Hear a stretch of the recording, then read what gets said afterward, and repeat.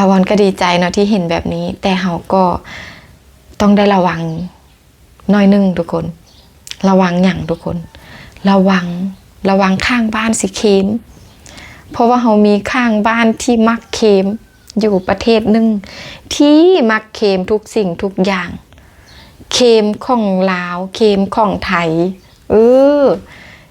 ทุกคนก็น่าจะรู้ว่าเป็นประเทศใด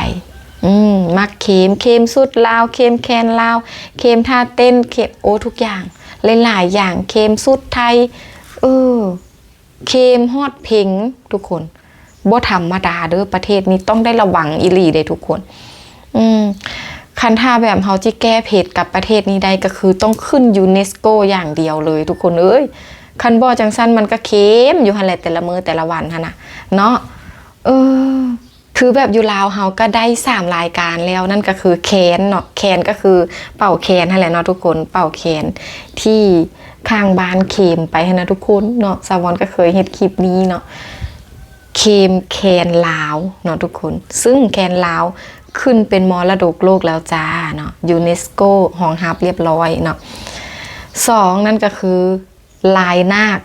าคก็คือลายผ้าสิ้นลายที่อยู่ผ้าสิ้นนะทุกคนสิ้นใหม่นะทุกคนเป็นลายนาคเนาะอันนั้นก็ขึ้นยูเนสโกแล้วเนาะแล้วก็ฟ้อนลำวงลาวก็ขึ้นยูเนสโกแล้วเป็นมรดกโลกเป็นมรดกของคนลาวฟ้อนลำวงลาวเฮลโลสบายดีสวัสดีค่ะมาพบกับสาววอนอีกแล้วนะทุกคนมื้อนี้น้องสาววอนอยากจะนำเสนอเรื่องราวเรื่องนี้ทุกคนคือแบบสาววอนเชื่อว่าคนลาวหลายๆคนก็มีความภูมิใจคือกันกับสาววอนเนาะทุกคนเดี๋ยวสาววอนจะขออนุญาตเนาะไปอ่านรายละเอียดที่ Facebook โทรโคงเพิ่นได้อัพลง Facebook เนาะทุกคนไปฟังพร้อมๆกันเลยแบบนี้ขอชื่นชมแฮชแท็กลาบเนาะทุกคนละกาเฮ็ดตบมือแบบนี้เนาะอาหารลาวได้ขึ้นเว็บไซต์ยูเนสโกแล้วตอนนี้แม่นรอท่าการกวดกาเอกสารของการเสนอขึ้นเป็นมรดกโลกนามธรรมทุกคนลาบลาวเนาะอาหารลาวแม่นอยู่เคียงคู่กับทุกๆงานสำคัญต่างๆของคนลาวและยังเป็นอาหารที่นิยมกินในชีวิตประจำวันบอกว่าจะกินเป็นอาหารเช้าสวยและแรงลาบเป็นอาหารที่ขาดบ่ได้ในงานบุญงานแต่งดองงานขึ้นเฮือนใหม่นอกจากรสชาติที่แซ่บแล้วยังสื่อความหมายถึง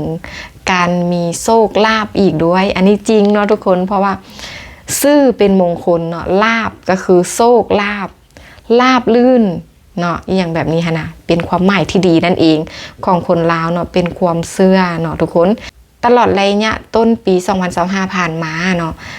สมาคมนักธุรกิจแม่หญิงสทยได้เป็นเจ้าการในการนำเสนอลาบเพื่อขึ้นทะเบียนเป็นมรดกโลกนามธรรมของสปป.ลาวโดยได้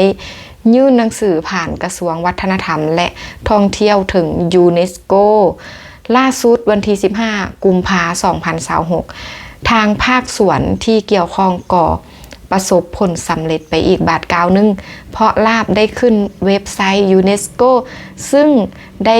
เห็นคำว่าสปป.ลาวนำหลังคำว่าลาบอย่างเป็นทางการปกติการกะเกียมการเสนอดังกล่าวแม่นต้องใช้เวลาเกือบปีแต่ลาวเฮามีเวลาเพียง3เดือนเท่านั้นเพื่อเก็บกำข้อมูลสอบถามผู้เชี่ยวชาญผู้เฒ่าผู้แก่แต่เหนือฮอดไตพร้อมทั้งเขียนบทและถ่ายทำสารคดีปัจจุบันเนาะรอท่าการกวดสอบเอกสารตามขั้นตอนจากยูเนสโกคาดว่าอีกประมาณ9เดือนต่อหน้าหรือในท้ายปี2026นี้จะรู้ผลว่าลาบจะได้ขึ้นทะเบียนเป็นมรดกโลกนามธรรมหรือบ่ทุกคนนอกจากนี้ขอให้คนลาวทุกคนเวลากินลาบให้ช่วยกันร่วมโพสต์รูปลงสื่อสังคมออนไลน์อยู่หลายๆช่องทางของตนเองเพื่อสุกยูและเป็นกระบอกเสียง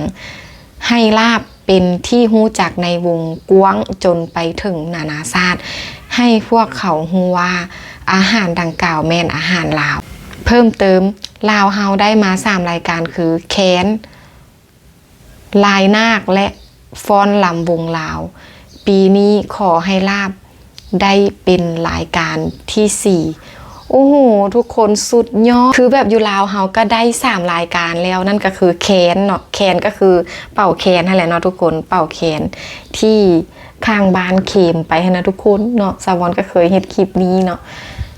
เคมแคนลาวเนาะทุกคนซึ่งแคนลาวขึ้นเป็นมรดกโลกแล้วจ้าเนาะยูเนสโกรองรับเรียบร้อยเนาะ2นั่นก็คือลายนาคก็คือลายผ้าสิ้น